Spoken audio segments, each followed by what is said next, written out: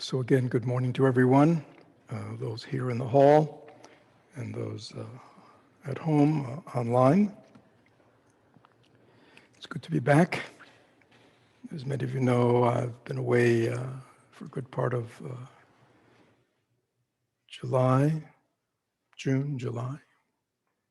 We're in August now, right? June and July. So it's good to be back home. So I'm in a room. I could have said it's nice to see everybody's faces, but once again, we are not able to see each other's faces. So it's interesting. In the last couple of days, traveling back from North Carolina through rural parts of North Carolina, South Carolina, Georgia, into North Florida. To see a fully masked up group is highly unusual. Just want to let you know that. This is a report from the outside world. We would stop in rest stops, convenience stores, restaurants, overnight at a hotel. Angie and I were traveling with our grandchildren. I would say we were some of the rare ones to be masked up. This is just the way things are. One of the main reasons we practice, one of the main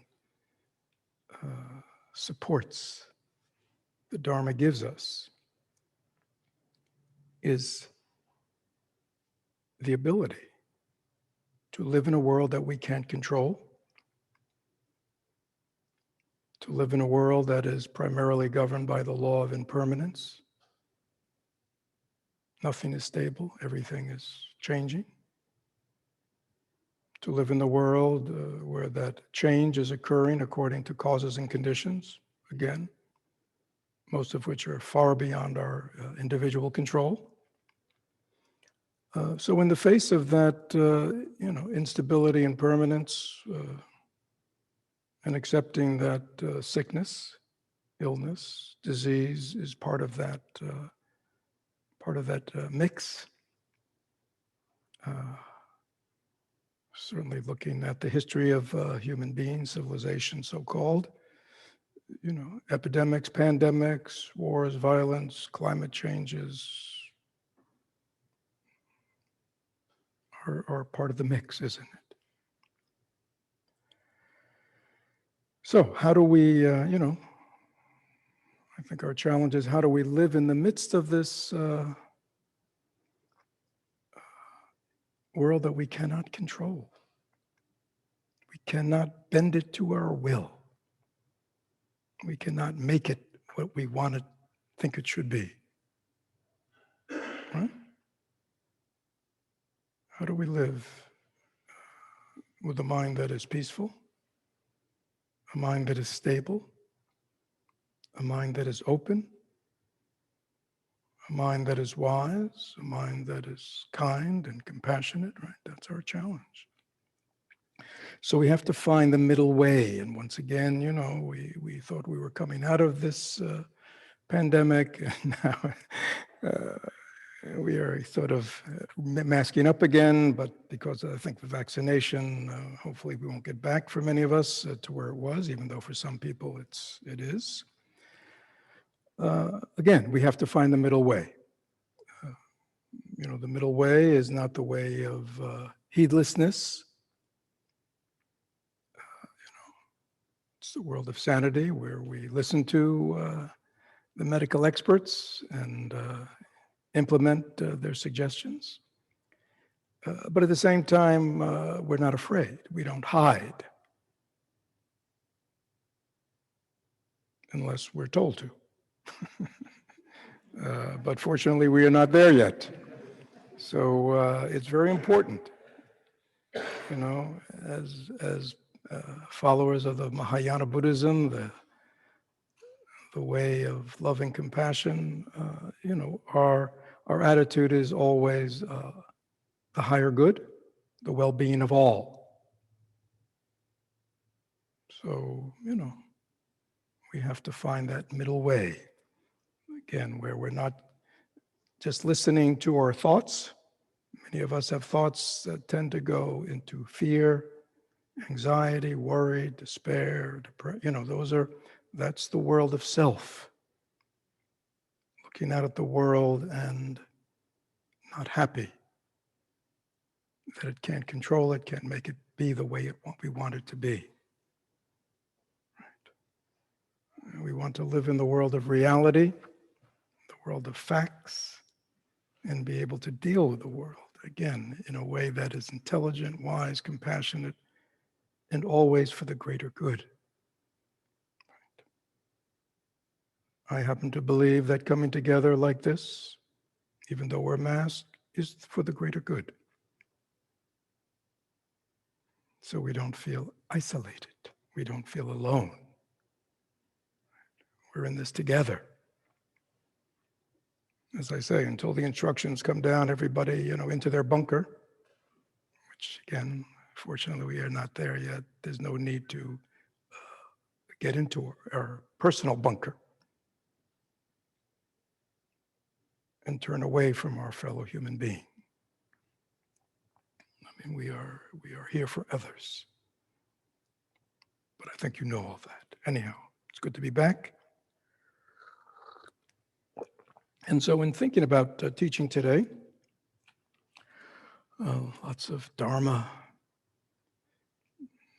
that is available to us, lots of Dharma that is being taught over the years. But I felt like today, sort of coming back after sort of being gone for a couple of months, I wanted to go back to the basics.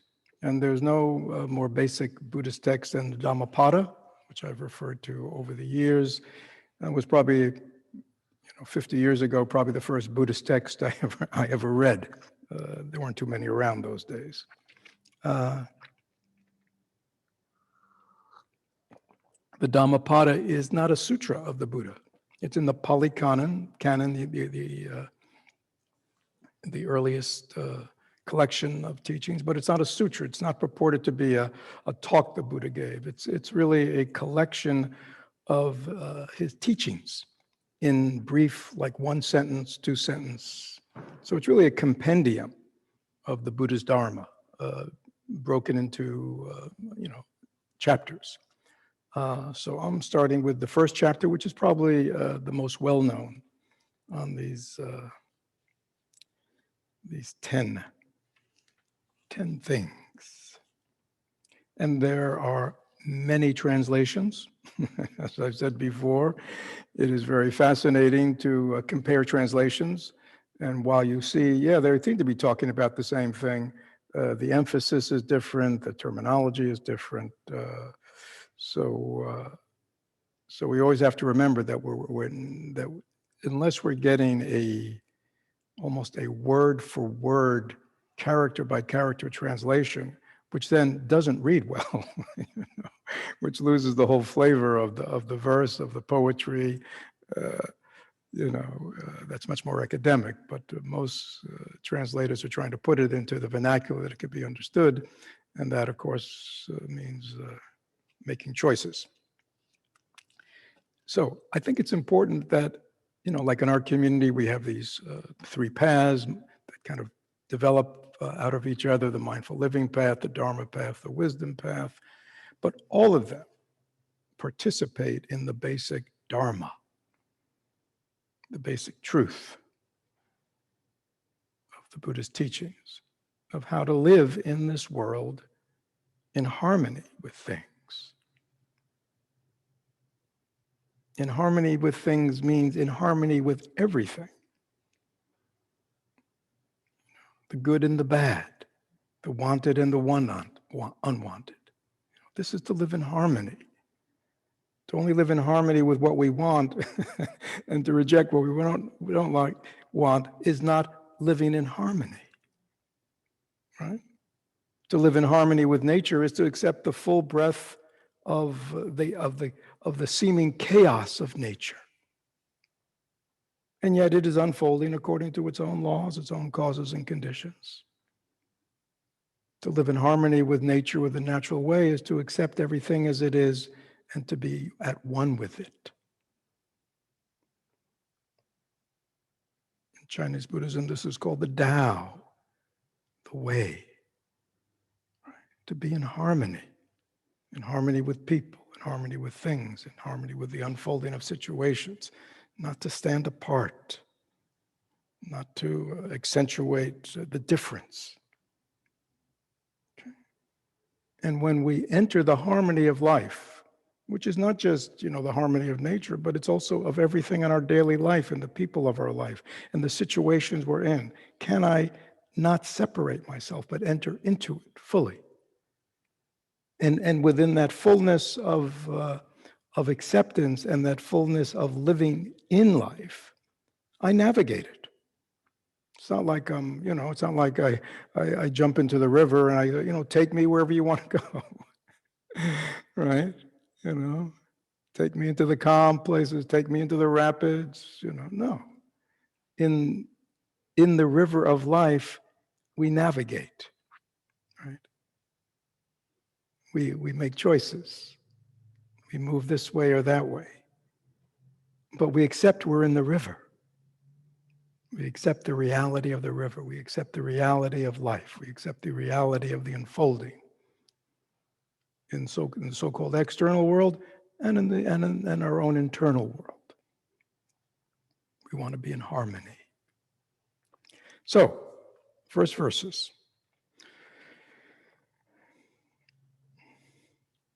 I have two different translations.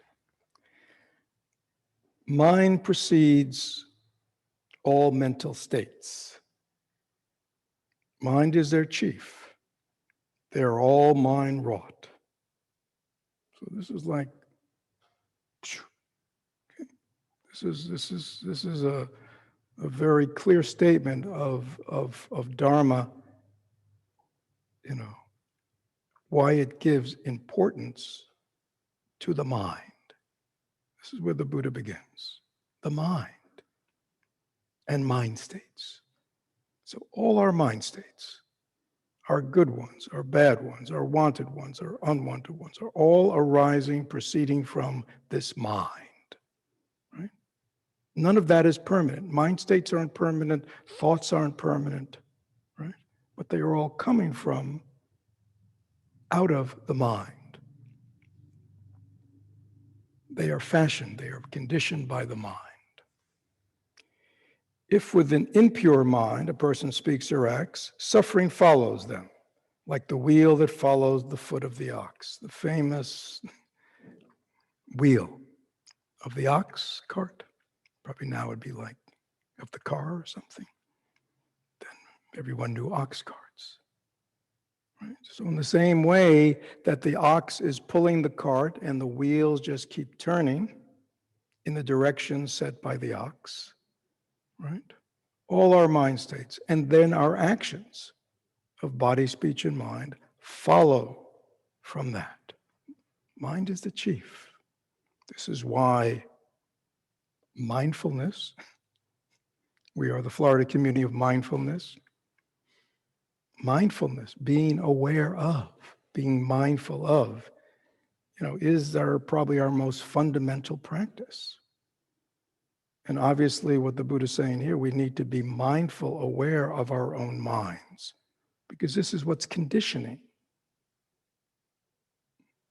our mind states, positive, negative, happy, unhappy, conditioning the way we speak, and the conditioning our actions. So if a person acts with an impure mind, suffering will follow. Like the wheel follows the foot of the ox. It's just a given. Then it says, second, mind precedes all mental states. Mind is their chief. They're all mind wrought. If with a pure mind a person speaks or acts, happiness follows them like their never departing shadow. So all of us, right? This is our choice. Right? And the choice begins in the mind. And the mind is a very private thing. Each of us have our own mind, right? And each of us dwell within our minds, right? From morning till night, and even while we sleep, our dreams, they're unique to us, right? And they're conditioned by the past, right?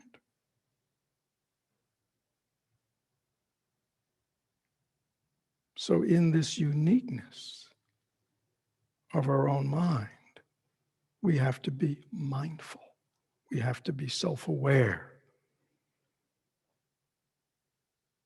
To be aware in the present moment, what am I cultivating right now? Just stop a second. Ask yourself, in the last 24 hours, have I been very consciously aware of the mind states that I've been cultivating? Let's all just stop and just ask ourselves that question.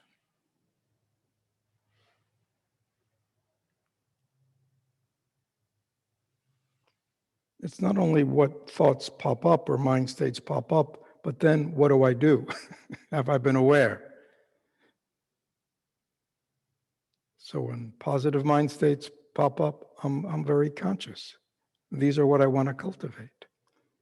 When negative, afflictive mind states rise up, very clear. I don't want to cultivate these. So just ask ourselves, am I practicing this?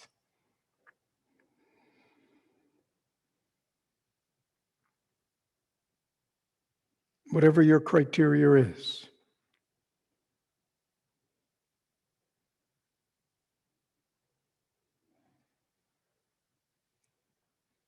Where has my mind been the last 24 hours or the last week? Not just on the cushion, but in my daily life, in my daily activities. What is my mind cultivating?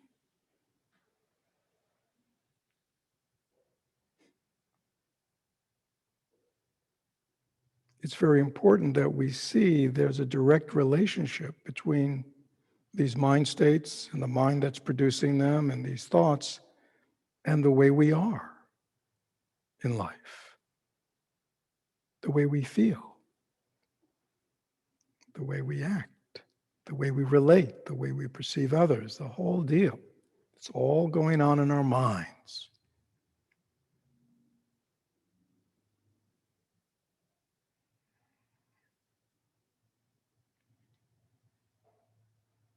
This is this is the key place. And I'm speaking now to all the control freaks in the audience. This is where you have some degree of control.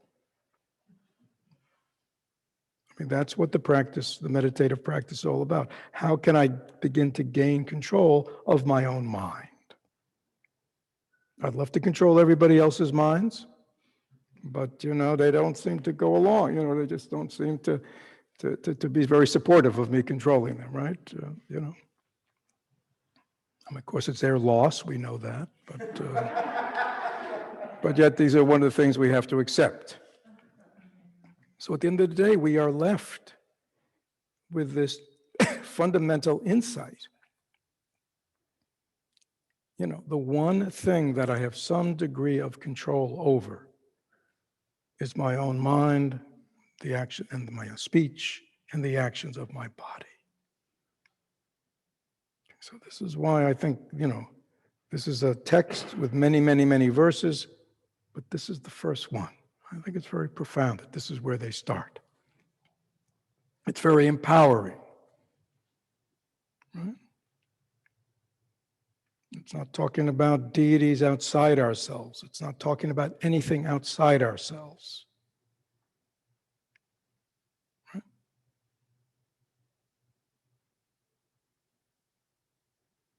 It's basically saying, each of us has the capacity of knowing ourselves. And that self-knowing, that self-awareness, that self-knowledge is the power that we have to transform our own life and the life of those around us. Not like we can do it, but we can radiate a different kind of energy in our interactions with others. An energy that is constructive, an energy that is supportive, an energy that is positive. Right? Isn't this what the world needs? We all know that. Isn't this what our families need? Community, our colleagues? Right? So we are that person.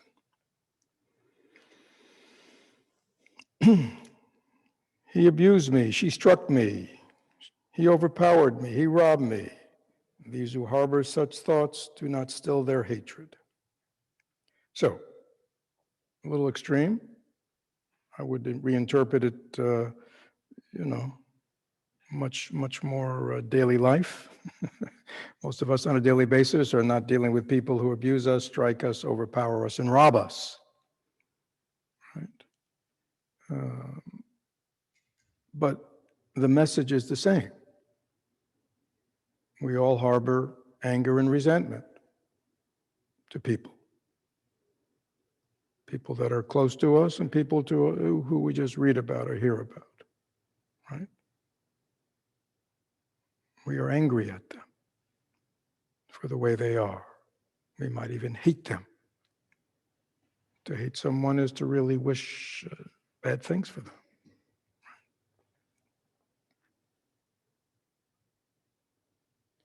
Those who harbor such thoughts do not still their hatred. I'm just going to put down anger, resentment.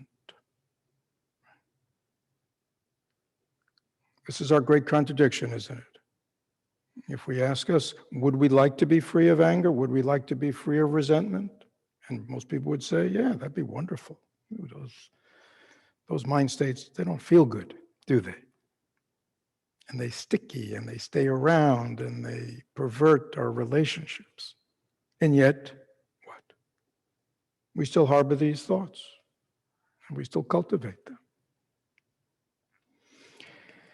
So our anger will never be stilled. I mean, if we want to be free of our anger, then we have to still those kinds of mind states and thoughts that support them. Right? They don't just happen by themselves. They have no legs. We give them the legs. She abused me, he struck me, she overpowered me, he robbed me. Those who do not harbor such thoughts will still their hatred, i.e. their anger, their resentment, their irritation, frustration, Again, I think, I think in our culture, the hatred thing is not predominant. We're sort of a couple of levels down. I think it's the anger, and the irritation and the frustration, that low-level stuff, which we cultivate most often. And as we cultivate it, we are just supporting it. We will wake up the next day with it. I mean, there's no way out of it other than to change. And so the Buddha is saying, those who harbor such thoughts will never still their hatred. Those who do not harbor such thoughts will still their hatred, anger, resentment, frustration, irritation. And then this, wonderful line, hatred is never appeased by hatred in this world. By non-hatred alone is anger, hatred appeased. This is an eternal law.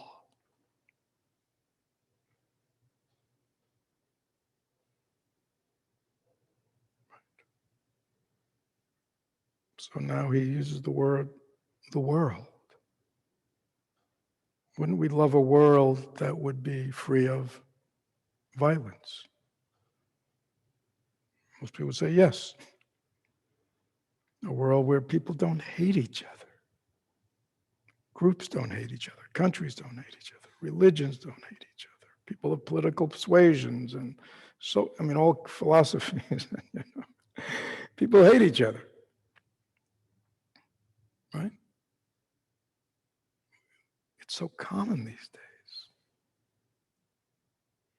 We're always so easily wanting to push people out because we're angry at them, because we don't agree with them. We want to push them out. We want to punish them, right? And that's across the board. But if we really want,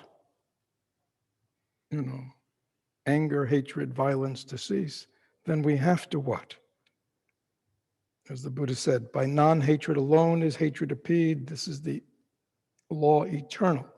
So, the opposite of non-hatred would be what? A world where people love each other, where people care for each other, where people understand each other, where people accept each other. That's the world we want. So this is, again, this clarion call of the Buddha, that comes right down to, Thich Nhat Hanh, you want a peaceful world, become a peaceful person. That's the way to create a peaceful world. Right? You want a world where people treat each other kindly, treat everybody kindly. You want a world where people are understanding and accepting of each other, then we have to be understanding and accepting of each other, right? This is, strong words. This is an eternal law, right? So we have to reflect, is that, if it's an eternal law, it means it's absolutely true. That hatred will never cease with more hatred. That violence will never cease with more love, with more violence. Violence only ends with nonviolence. Hatred only ends with love. We need to reflect. And not just like big, but very personal. Do I live that way? And not just how we look on the outside. Right? Do I live that way in my own mind? In the privacy of my own mind? Am I really working this one?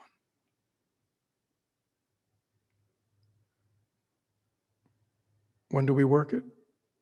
Well, we can cultivate in a positive way, loving thoughts, kind thoughts, accepting thoughts, non-judgmental thoughts. We can actively cultivate that. But if we really want to change, we also have to be very diligent on the other side. Am I, when these negative mind states arise, when anger arises, when hatred arises, when irritation arises, when judgment arises, when all these things arise, do I practice? You see, what do I do then? See, that's where we change, right? Change means I go from this to that. You see. If we want to change, we have to change when that arises. We can't be waiting for the millennium, when all of a sudden it's all going to be gone. Right? I've been doing metta now nonstop for, years. Right? I've been saying over and over, may all beings be happy, may all beings be happy, may all beings be, it's like, that's going on up here. Down here, not that one. May they suffer. Right? I've even heard this kind of thing during this COVID thing, right? It's almost like, yeah, those people who didn't get vaccinated, good. Deserves them right? Maybe some of you have privately felt that. Yeah, they're getting what they deserve. We need to be very careful, don't we?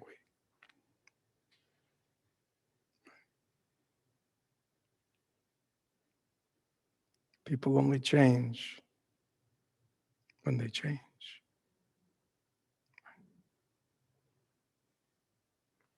To wish ill for anyone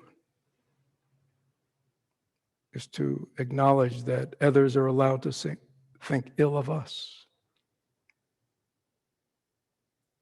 Right? To be intolerant of others means that we are willing to let others be intolerant of us. Are we the only ones who are allowed to, to be intolerant, to wish ill for others? Because why? Because we feel justified, right? well, so do they. And therefore, it never ends.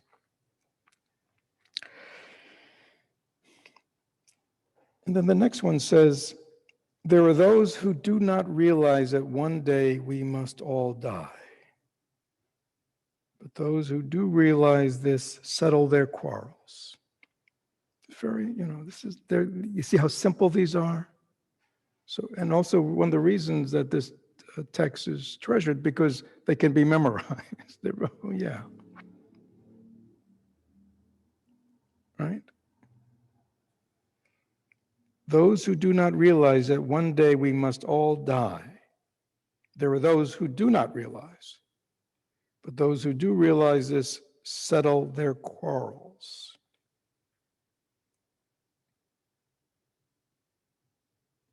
So death,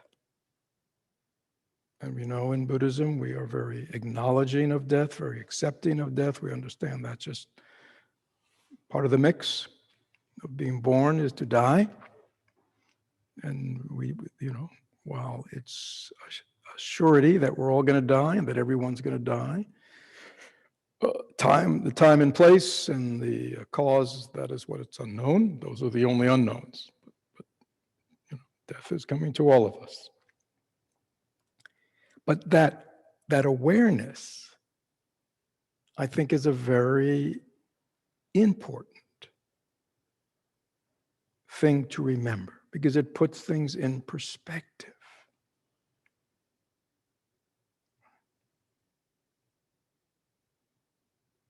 You may be very angry at this person. What are you going to do when they die? You can't be angry at them anymore. It's just like that.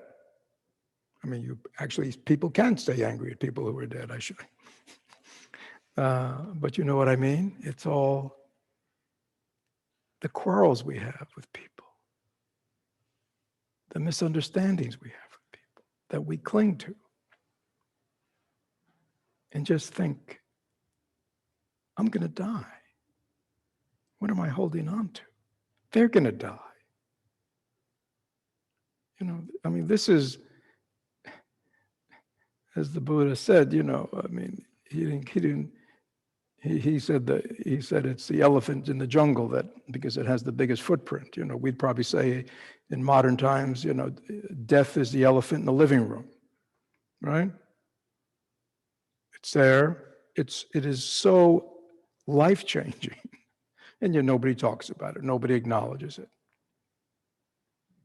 If you're in a disagreement with somebody, if you're in an argument with somebody, and you go, or whatever situation you're dealing with, difficulty, challenge, and you say to yourself, I could die today. I could die tomorrow. Is this what I want to be? Is this what I want to be focused on? Is this how I want my mind to be? And oftentimes when you ask a question like that, you go, no. And that often then it's like you look at whatever you got caught in a very different perspective.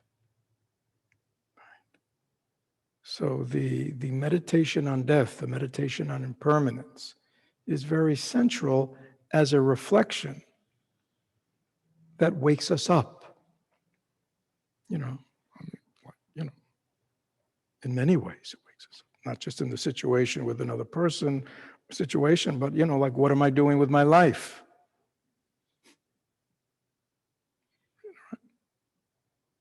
If this is going to go on forever, I don't have to ask that question, right? I can ask it next century. I can wait a decade or two. But if I go, how many people have died during this pandemic? Millions worldwide, right?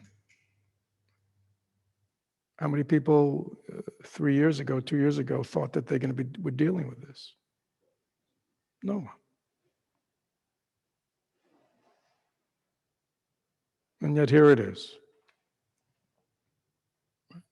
That's, again, that is the truth of this life. right? You pick up the papers with all this climate change going on, and the, fires and drought, and all this kind of stuff, which is happening all around the world. Well, people's lives are changing quickly. Things are happening.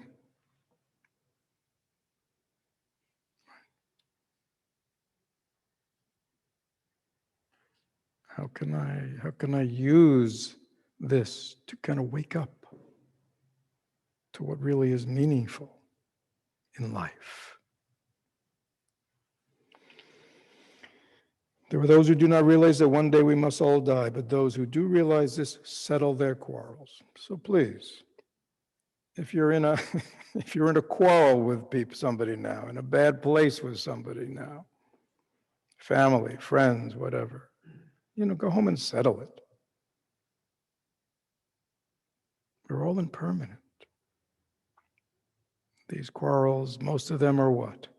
When we look back, what? Situational, petty. Right? Somebody didn't get their way, something's not working out the way they want, right? I mean, it's in the bigger picture, we'd have to go, it's petty stuff. And yet, if we're not careful, in the short run, our minds can fasten on them and elevate them, intensify them. That's why we want to have a mind that's free, that's not stuck. So please let us settle all our quarrels.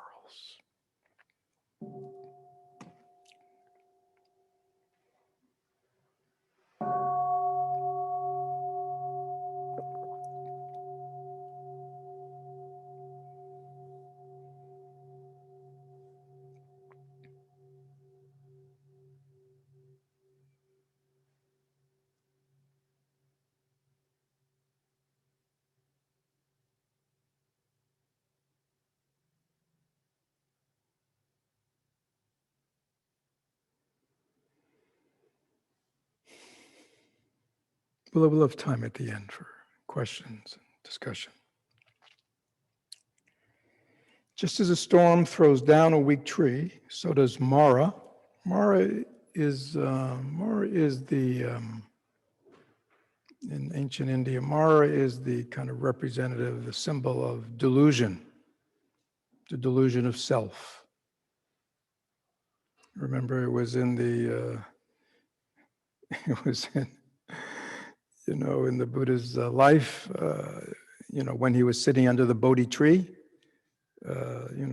hell-bent on awakening. It was Mara who came in many ways, through fear, trying to scare him, through seduction, trying to arouse desire, pleasure, through doubt. Mara appeared in the Buddha's mind, trying to kind of dissuade him, get him off, distract him. Because Mara knew, as the demon of delusion, that with awakening, with clear seeing, Mara loses all his or her power. So, Mara, self-centeredness, self-cherishing, is very antithetical to living an awakened life. It wants to keep us very well focused on the world and the pleasures of the world and the gain and loss of the world. So just as a storm throws down a weak tree, so does Mara overpower the person who lives in the pursuit of pleasures, who is uncontrolled in their senses, immoderate in eating, indolent and dissipated.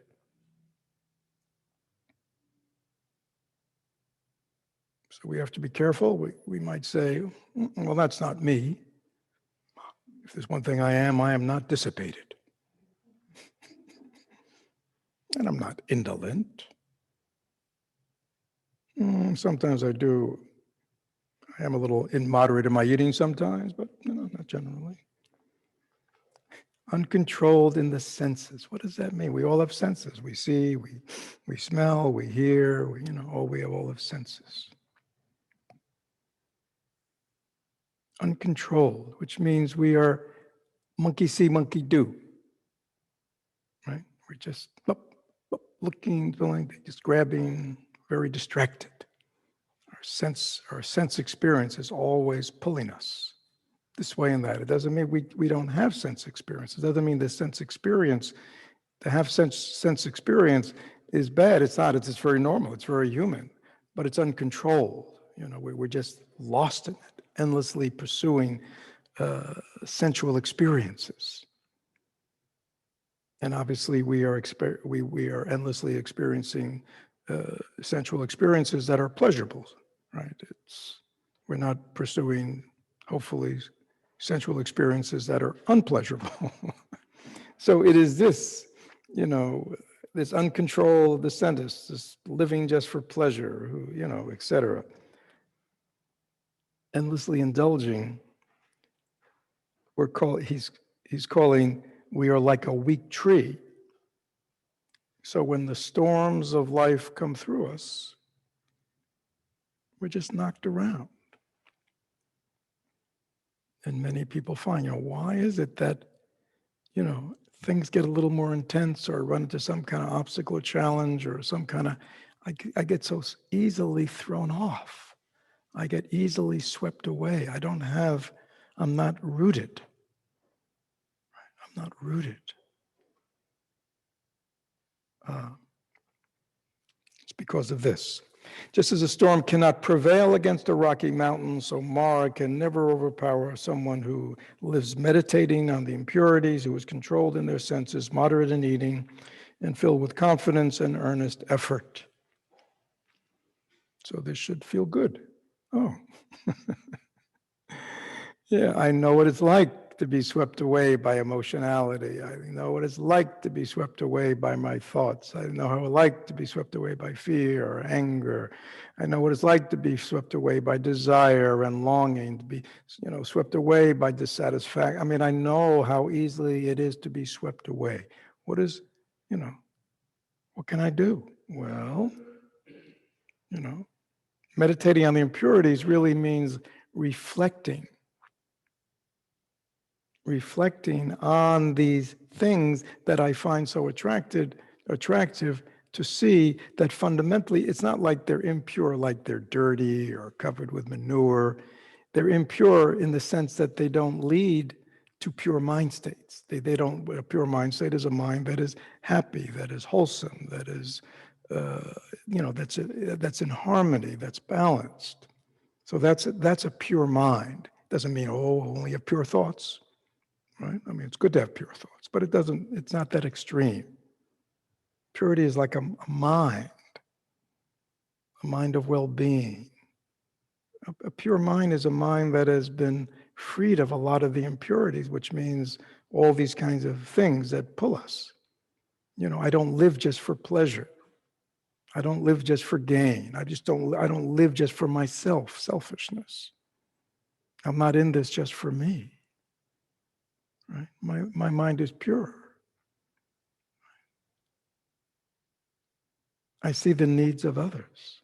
I'm concerned about the happiness of others. I don't want others to suffer. I don't want to suffer. I don't want others to suffer. I want to be happy. I want others to be happy. Right? That's a pure mind. So, a pure mind is strong. Because in the face of problems in life, one doesn't hunker down into self. But one is open and goes, what can I do in this situation? Can I see that the other person is suffering? Can I see the world is suffering? Can I see there are other people in need? And right when we turn our minds that way, the mind changes. The selfless mind. And we can feel it. when we're stuck in our own suffering, we become very absorbed in our own suffering, and we can't see out of it. There is another way. Less self-concern, more other concerns. And the interesting thing is, if there's less self-concern and more other concern, the self feels better. Why? Because love, kindness, compassion, understanding, patience, these are pure mind states, meaning they create harmony in the mind. They create harmony in relations. Well, the other ones create disharmony, create conflict. So it is this paradox that as we become less selfish, less self-centered, we become happier. Which is the opposite of the world. The world says what? Take care of yourself first, right? Get for yourself first, right? And then once you've gotten everything, then look around, you know. It's like almost a thing, in our society, people say, especially people of means or whatever, well, now it's my time to give back, you see? But like, I had to spend 50 years accumulating, you see? And now that I've accumulated a lot, I want to give some back. This is not that. I mean, again, I'm happy people are giving back, even in, for whatever reason. But this is right from the beginning in our life. When we maybe have very little material possessions or status, right? We can be giving to others. We can be open to others, caring to others, supporting of others, generous to others in any way we can to be helpful.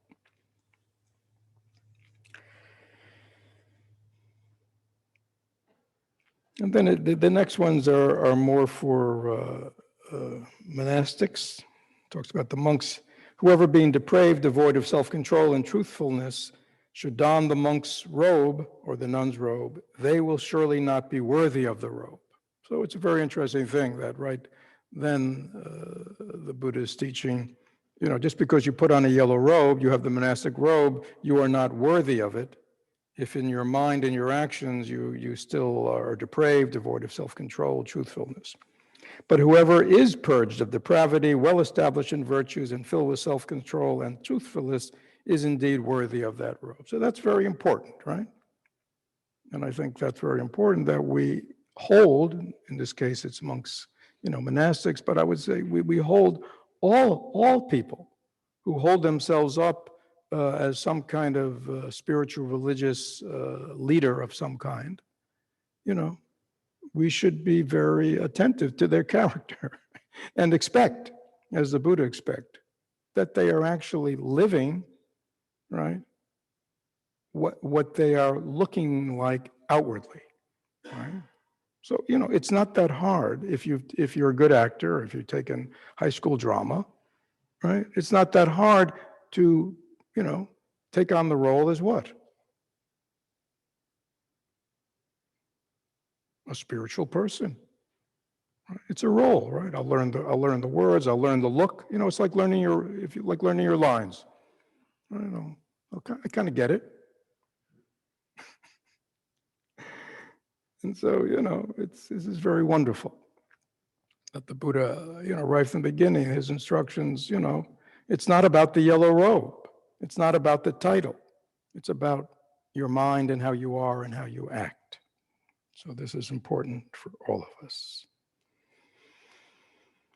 Those who mistake the unessential to be essential and the essential to be unessential, dwelling in wrong thoughts, never arrive at the essential. Those who know the essential to be the essential and the unessential to be the unessential, dwelling in right thoughts do arrive at the essential. A lot of essentials there. Translation. See, somebody else said, Another translation, the deluded, imagining trivial things to be vital to life, follow their vain fancies and never attain highest knowledge. But the wise, knowing what is trivial and what is vital, set their thoughts on the supreme goal and attain the highest knowledge. So I like that one better. It's a little clear. That's what I'm saying. They're looking at the same exact words in Pali, but translating it very differently. You know, what is essential in this life? This is a very personal question, isn't it? What is really essential to me? What is the essential qualities of life for me? You know, we know about our physical bodies, right? I mean, it's interesting, right? Our physical bodies, what's essential to our physical bodies to maintain, physical well-being? We need what? Air, water, food, right? I mean, those are essential, right? Then it's nice to have what? Some shelter, get out of the cold. Anything else is essential to maintaining life? Okay, well, but that's a next level. Remember Maslow? Yeah. But I'm saying if you look at what's essential, you go, yeah, essentially I got to make sure I have water, air, and some food source, right? Right? And sleep, thank you, and sleep. All right, so there it is. That's basically an animal life, right? I mean, that's animals that live for what? They take care of the essential. Every day they get I mean, I'm not talking about our pets. they have another life. Talking about, an animal life. That's it. That's what their life's about, right? Taking care of the essentials.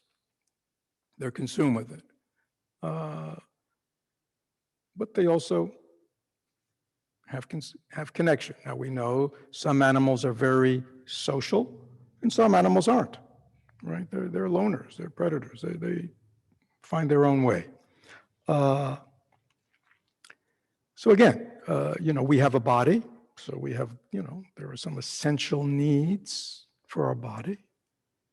But beyond that, what is essential to the quality of my life? I mean, these are very fundamental questions that, again, I'm just going quickly through this, that deserve reflection. Each of us, what's really essential to me? Essential means can't be done without, right? How much of my life do I spend focused on things that are unessential? Interesting question.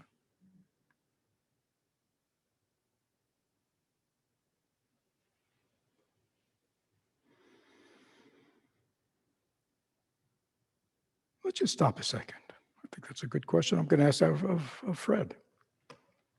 So why don't we just stop? So if I ask myself, and let's just ask ourselves, what is really, what's the basic essential things that I need in my life?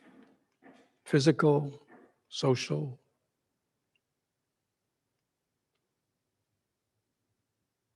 mind. What's really essential? What are those aspects of my life that are really essential to me? The most essential means, this is the most important. The essential stuff nourish life, the same way like air, water, food, sleep. That's what we need to nurture the body, right? So the body is healthy. But what, in terms of my life, once I've met those essential needs, what do I need for my life, for my mind, for my heart? What's essential to me? Please just drop that question down and see what comes up.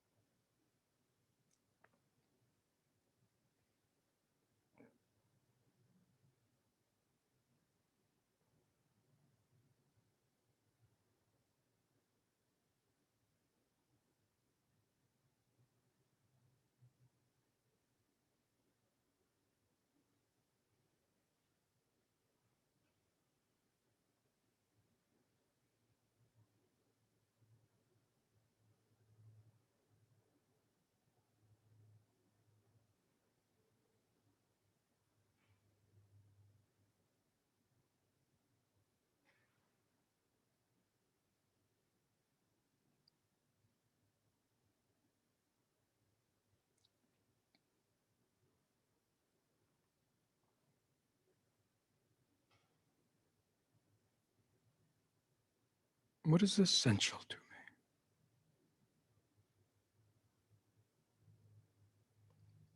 And that could also be physically what's essential to me. How much do I really need?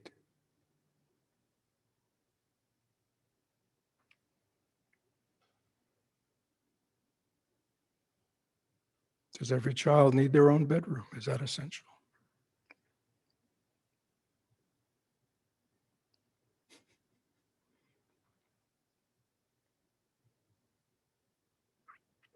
How many things do I need in my fridge and pantry to take care of my body?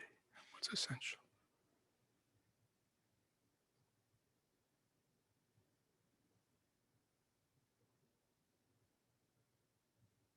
What's really most important to me in this life?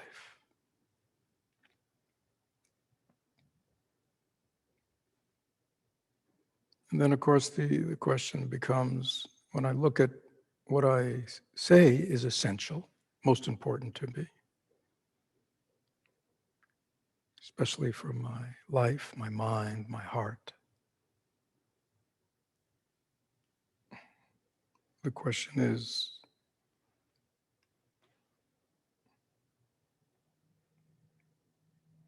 the deluded imagining trivial things to be vital to life, follow their vain fancies and never attain highest knowledge. But the wise, knowing what is trivial and what is vital, set their thoughts on the supreme goal, attain highest knowledge. Obviously, the Buddha has his own sense of what was essential, but I think each of us need to answer that question for ourselves. What's really essential to me? Most meaningful, most purposeful in this life? Then, of course, then we look at, like he's asking there, but how do I spend, like what's my mind consumed with all day? What am I doing?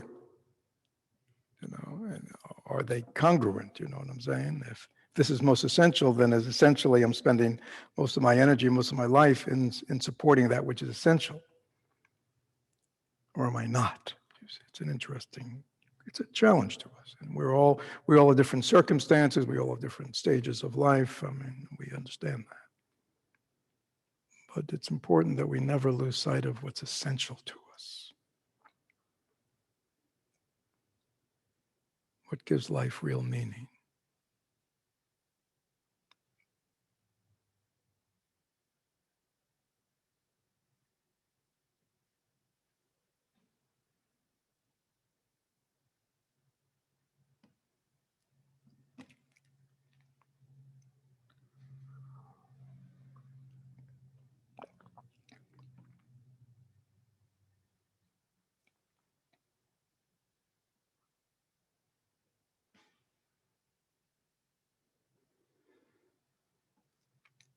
So we know that 5 minutes after we end this morning, those online can break into smaller groups and maybe talk about this. We also do that with people in the hall. We can break. Okay. I think this is a good discussion. But just for now, why don't I end the formal talk? If there are any questions, short comments, people in the hall, people online. People in the hall can just raise their hands. People at home can let Raylan know something they want to share. So again, any questions, any comments?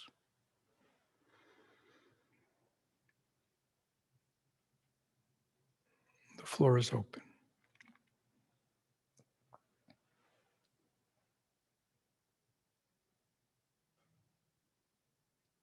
Yes, the young man in their back. Can somebody give him a mic? Rob, can you give him a mic, or somebody give him a mic?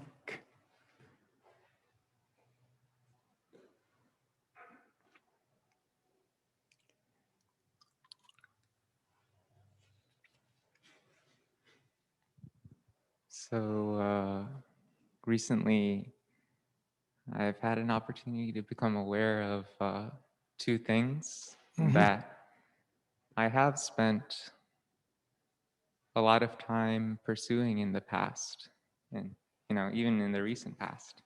And sometimes even now I catch myself getting caught in them. But one, basically a kind of competitiveness or status of wanting to be the best. Mhm.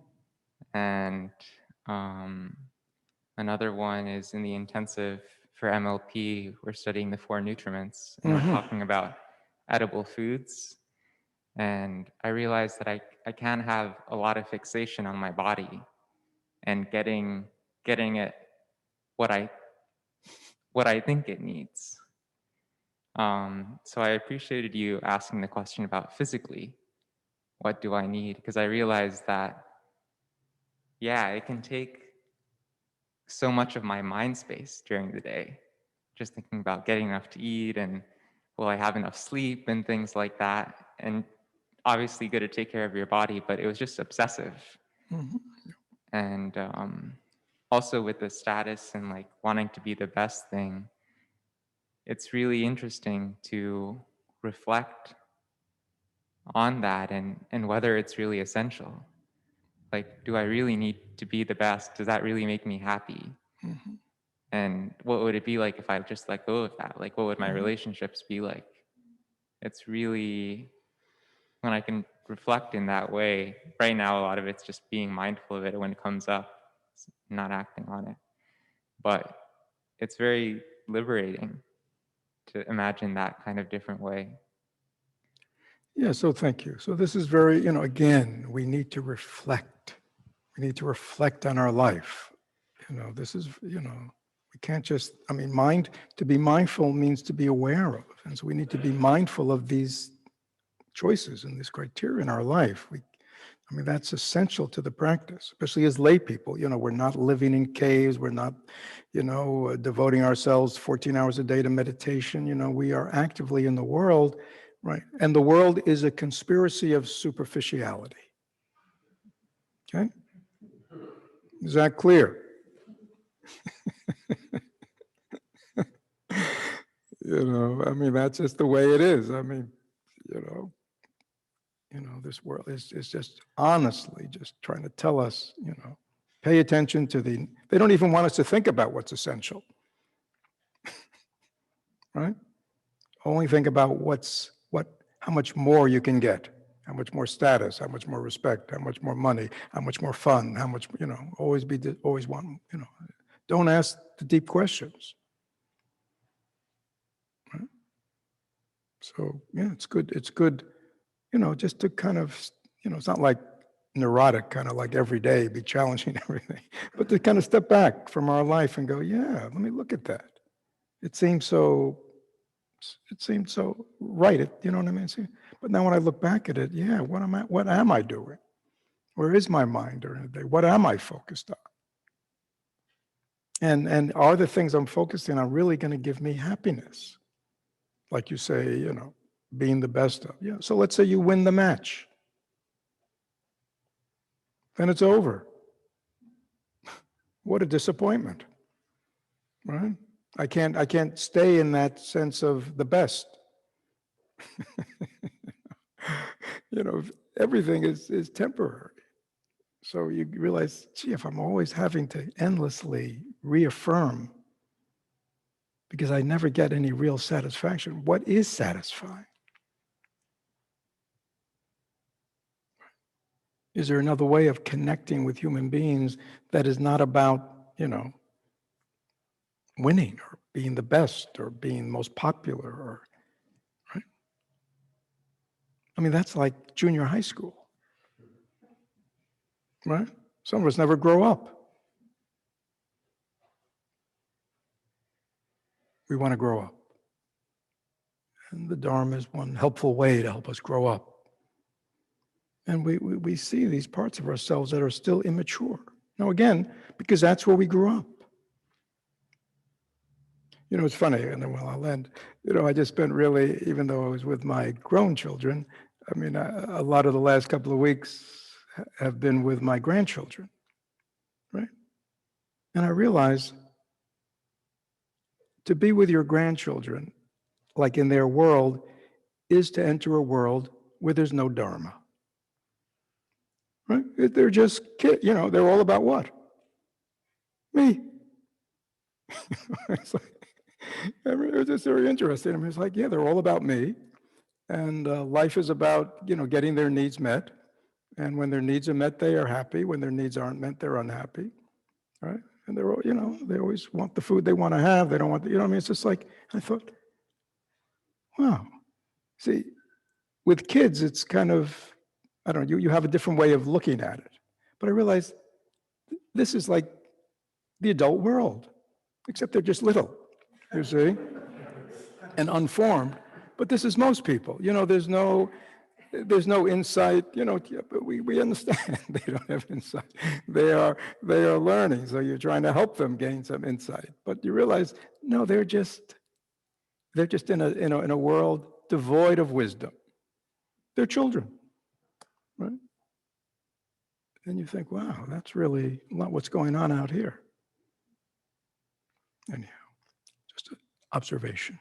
So thank you very much. It's good to be back, sharing the Dharma with you. So please, again, think about the groups afterwards. I think there's a lot of rich material here to talk about. But I will be quiet. Thank you.